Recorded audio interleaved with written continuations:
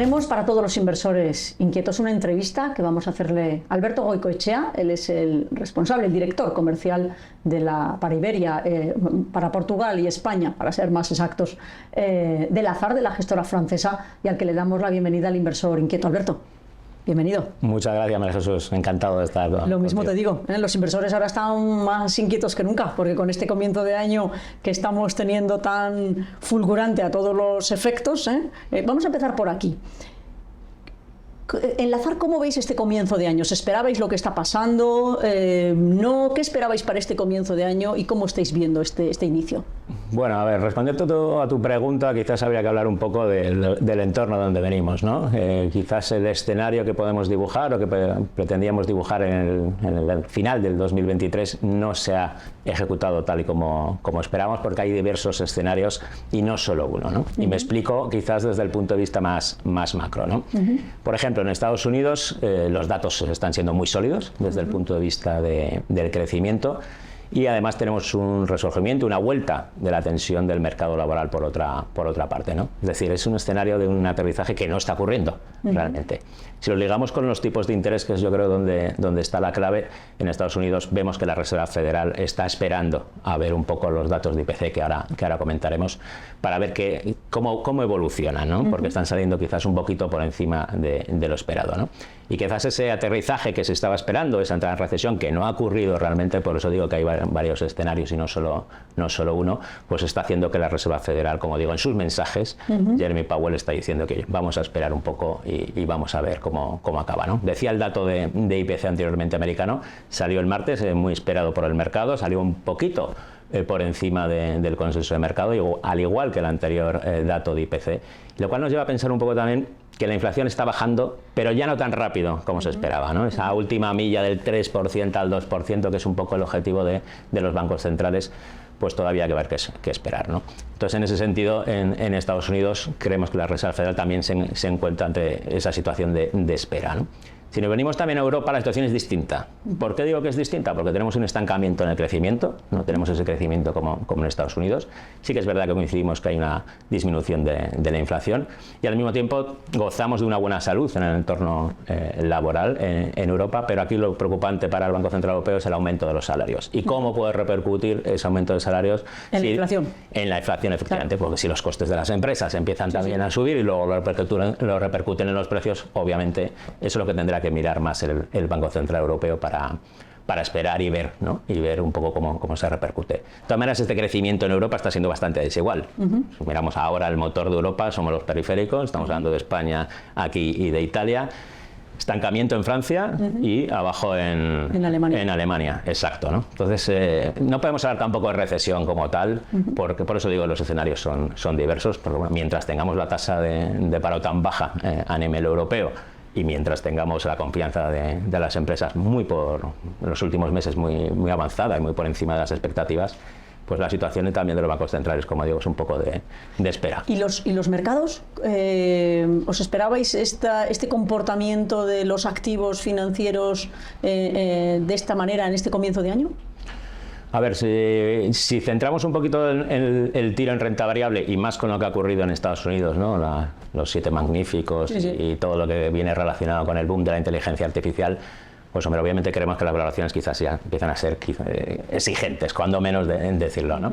Pero por la parte de renta fija, bueno, pues como los tipos de interés, como estaba comentando anteriormente, no han evolucionado tan claro como esperaba el mercado, acuérdate que en la última reunión que bajasen 6 veces, por ejemplo. Y que empezaran ya, y esto ya es un hecho que no es así. Exacto. Entonces, pues bueno, los activos de renta fija todavía no han evolucionado todo lo que se debe esperar, debido a la incertidumbre que tenemos ahora mismo en los mercados, ¿no?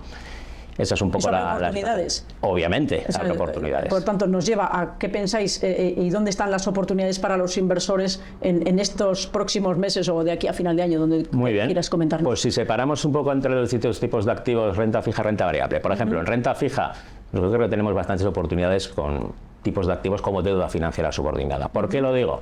Porque aquí tenemos un tipo de activo que tiene diferenciales mucho más elevados que las tradicionales, que la renta fija tradicional, con un perfil de riesgo de investment grade en el lado de los emisores, por un lado, y tenemos esa calidad crediticia te permite, pues bueno, tener un cierto colchón, ¿no? En ese sentido, con duraciones cortas, estamos hablando de estos movimientos de tipos de interés que estamos esperando no te van a afectar tanto a la cartera, y luego estamos hablando del sistema financiero, que con las alzas de los tipos de interés ahora mismo, pues obviamente gozan de una excelente salud, ¿no? Y los fundamentales de los bancos, principalmente europeos, pues son muy buenos. Ahí tendríamos una buena oportunidad. Escalando un poco el nivel de riesgo. Y entre la renta fija y la renta variable, nosotros hablaríamos de bonos convertibles como una oportunidad de inversión. ¿Por qué? Porque el bono convertible participa de la subida de los mercados de renta variable por un lado, porque se pueden convertir en acciones, y al mismo tiempo participa de esta subida que estamos comentando de las rentabilidades, de los tipos de interés ahora, que tienes ese cierto colchón si las cosas nos van bien, sobre todo por la parte de renta variable. Por lo tanto, estamos hablando de porcentajes también de retornos en torno a 5% posiblemente en bonos convertibles, solo en la parte de renta fija de cupón, ¿no? Si nos vamos ya un poquito más de riesgo, en renta variable nosotros optaríamos por small caps, por ejemplo, por el mismo razonamiento que estoy dando para los bonos convertibles, ya invertir directamente en equity, en renta variable, en esas empresas que están menos endeudadas, con crecimiento, que tienen quizás ese perfil también de comparado con las grandes, ¿no? Con las large caps en este sentido, con mucho más infraponderación en este sentido en cuanto a la valoración, con lo cual hay cierto potencial de revalorización. Y si quieres un perfil un poquito más defensivo, pero volviendo ya a una rentabilidad más global, nosotros apostaríamos por infraestructuras cotizadas, porque tienes ese perfil de riesgo, como digo, que participas de esa subida de mercado, pero mucho más controlado desde el punto de vista de posibles bajadas o de posible volatilidad en caso de que así suceda, ¿no? Aquí lo importante obviamente es la valoración del equipo gestor en este tipo de fondos, ¿no? ¿Y qué fondos de los que tenéis recomendaríais para que los inversores pudiesen analizarlos y plantearse incorporarlos a sus carteras? Bueno, pues aquí en este caso, y volviendo un poco de menos a más, nosotros, ante esta incertidumbre que he comentado anteriormente respecto a los tipos de interés y cómo se puede colocar la economía en el futuro, nosotros apostaríamos primero por un fondo de flexibilidad, multiactivo, en el cual tú dejas al equipo gestor... Sí, vaya seleccionando qué activos, en qué momento, con qué duraciones y qué mercado. Exacto. Claramente. Lo importante aquí es que tengas flexibilidad, que el equipo gestor tenga flexibilidad y que se pueda mover exactamente en lo que tú dices. Oye, ahora necesito ser más defensivo, pues invierto más en deuda pública, en investment grade.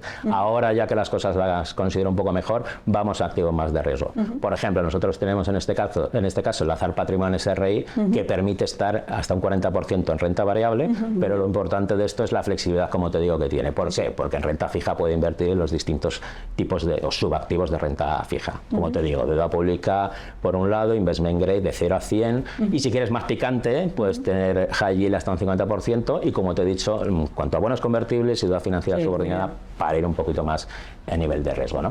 Para los que quieren un poco más de salsa. Los que quieren un poquito más de salsa, yo invertiría en small caps. Lo que te decía anteriormente, este tipo de compañías que tienes más crecimiento, que se pueden beneficiar también de esta bajada de tipos de interés, también por su perfil de menos endeudados. Luego hay otra cosa que también me parece relevante e interesante, que es la inteligencia artificial, la archinombrada inteligencia artificial. Se puede aprovechar las small caps de esa inteligencia artificial y ser mucho más flexibles que las de larga capitalización, y además, como digo, pues hay un gap muy importante respecto a las valoraciones actuales en cuanto a las small caps con las ¿Y vuestro fondo se llama? Small Caps Euro, SRI, además, que tiene el componente también, como te digo, de inversión socialmente responsable, ese sello del Ministerio francés que nos caracteriza también en Lazard, que son la gestión activa y la inversión socialmente responsable en el proceso de toma de decisiones de inversión. Muy bien, pues muchísimas gracias, Alberto, por todas las explicaciones, por las buenas expectativas, porque estamos en un momento de mercado en el que gestionar de forma flexible, como dices, y hay muchas oportunidades para que los inversores puedan obtener rentabilidades atractivas, y decimos atractivas, por supuesto, siempre por encima de la inflación, por encima de cualquier alternativa que pueden ser las letras del Tesoro, los depósitos o cualquier cosa pasiva que desde luego van a ser, una vez más, los grandes perdedores, y por eso hay que estar donde se tiene que estar con esta gestión que estamos comentando. Alberto, muchísimas gracias, gracias y enhorabuena por todo lo que hacéis y por los resultados que les dais a los inversores. Muchas gracias. Gracias a ti. Y a ustedes hasta otra ocasión en la que de nuevo tendrán otra entrevista tan interesante como la que acaban de ver hasta entonces.